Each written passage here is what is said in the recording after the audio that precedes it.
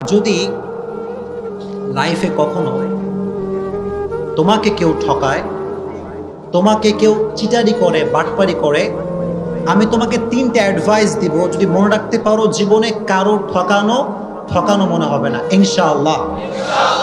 যদি লাইফে একদম আমার চোখে চোখ রাখো যুবকরা, যদি তোমার গার্লফ্রেন্ডও ঠকায়, তোমার বন্ধু ঠকায়, যেই ঠকাক না কেন, তিনটা অ্যাডভাইস মনে রাখবা। যদি বলো কয়টা অ্যাডভাইস?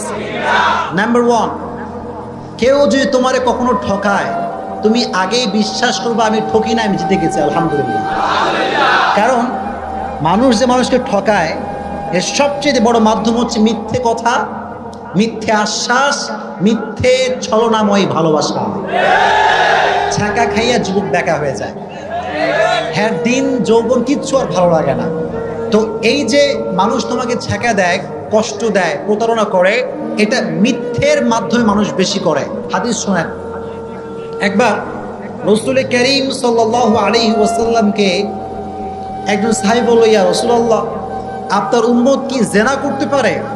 রাসূল বললেন যে হ্যাঁ, মিস্টেকলি করে ফেলতে পারে, এই গুনাহটা হয়ে যেতে পারে। ইয়া রাসূলুল্লাহ, আপনার উম্মত কি সুদ খেতে পারে? রাসূল বললেন হ্যাঁ, মিস্টেকলি খেতে পারে, ভুল করে গুনাহটা করতেও পারে। কিন্তু রাসূল বললেন দেখো, আমার উম্মত একটা গুনাহ কখনো করতে পারে না। একটা গুনাহ যদি কোনো উম্মত করে, সেই উম্মত আমার উম্মত থাকবে না। সেটা কি? যে উম্মত মিথ্যে বলবে, সে উম্মত আমার উম্মত হতে পারে না। ঠিক কিনা বলেন? তো যে আপনার সে বাটপারি করছে, সে নবীজির উম্মত থেকে বের হয়ে গিয়েছে। আর আপনি যদি ধৈর্য ধারণ করতে পারেন, আল্লাহর উপর তাওয়াক্কুল করতে পারেন, ইন্নামা ইউওয়াফাস সাবিরুনা আজরাহুম বিগাইরি হিসাব, যে ব্যক্তি সর্ব অবস্থায় ধৈর্য ধারণ করবে, কিয়ামতের কঠিন ময়দানে আল্লাহ তাআলা তাকে বলবেন তুমি দাঁড়াও। সব মজমা বসা, হঠাৎ করে আল্লাহ বলছে তোমরা কয়েকজন দাঁড়াও। তারা ভয় পেয়ে যাবে, আল্লাহ আমাদেরকে সবার মাঝে এক্সেপশনাল কেন তারা করাচ্ছে? আল্লাহ বলবে তোমরা যদি ধৈর্য ধারণ করেছো, আজকে বিনা হিসেবে জান্নাত চলে যাবে। এত আস্তে সুবহানাল্লাহ পড়ে কেন রে? আর একটু জোরে পড়েন সুবহানাল্লাহ। তাহলে কেউ আপনার ঠকাইলে আপনি ঠকছেন না জিতছেন? Number 1 advice. নাম্বার 2 অ্যাডভাইস হচ্ছে, যখনই ঠকবেন, কষ্ট পাবেন, আগেই পড়বেন আলহামদুলিল্লাহ। এত আস্তে কেন? জোরে পড়েন আলহামদুলিল্লাহ। কেন আলহামদুলিল্লাহ? শুনুন, হতাশ হবেন না। এই যে মানুষ আমাদেরকে ঠকায়, একটা উপকার হয় কি জানেন?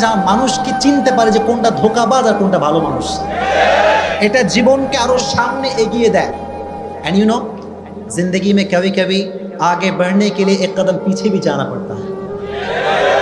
জীবনে কখনো কখনো সামনে আগাবার জন্য এক কদম পিছু পা ফেলতে হয়। ঠিক কিনা বলে?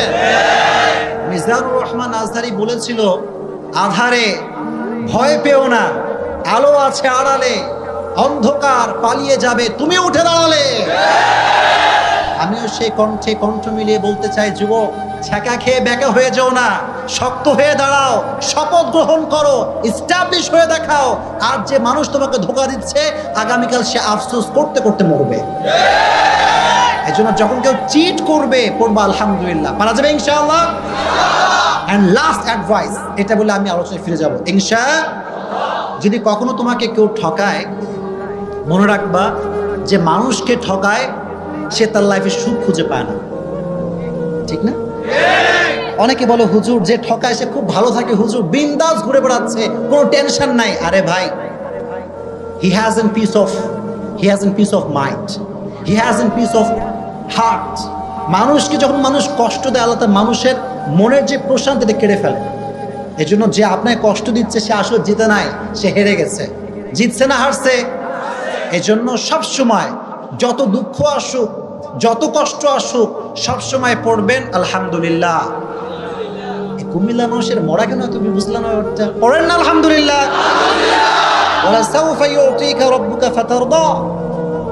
তুমি যদি বিশ্বাস এবং ভরসা আল্লাহর উপরে করতে পারো, অচিরেই তোমার রব তোমাকে এমন কিছু দিবে, তোমার জীবনের সমস্ত দুঃখ কষ্ট আল্লাহ তাআলা দূর করে দিবে। সুবহানাল্লাহ পড়েন। এজন্য যুবক ভাইরা, ছাকা খেয়ে বেকা হওয়া যাবে? এই কথা মনে থাকবে তো ইনশাআল্লাহ। আমি আসছি মোটিভেট করার জন্য, আমার কাজই তো এইটা। কি আমার ওয়াজ আপনারা শোনেন নাই? আমি যখন রাস্তাঘাটে যাই, আপনারা বিশ্বাস করবেন না, এই যে এদের মতো যুবকগুলো, সেদিন রাজশাহীতে, আমি থাকি কোথায়, কাছে না দূরে, অনেক দূরের মানুষ আমি। তো কুমিল্লা আসলে মনে হয় যে আমি নিজের জেলায় আসছি, এত ভালোবাসে কুমিল্লার মানুষ। তো আমি বাইক নিয়ে গেছি বাইরে রাস্তায়, শোনেন ভালো করে শুনবেন।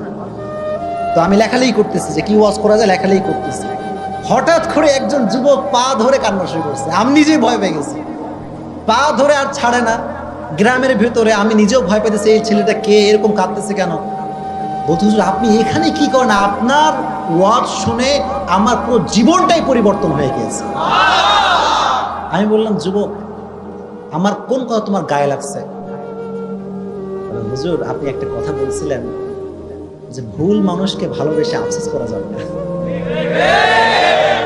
তো বলছে হুজুর জীবনে এই মিস্টেকটা আমি করছি, তো করার পরে আমার পুরো জীবনটাই শেষ হয়ে গেছিল, মদ গাঁজা বিড়ি খেয়ে অবস্থা খারাপ, যে ভালোবাসা মানুষ পাইলাম না কেন রে, হ্যাঁ তার জীবন যেমন সব শেষ।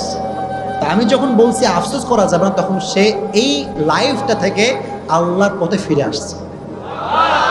এজন্য আজকে যে কথাগুলো বলবো এটা শুনে আল্লাহর পথে ফিরে আসতে হবে। রাজি আছেন ইনশাআল্লাহ?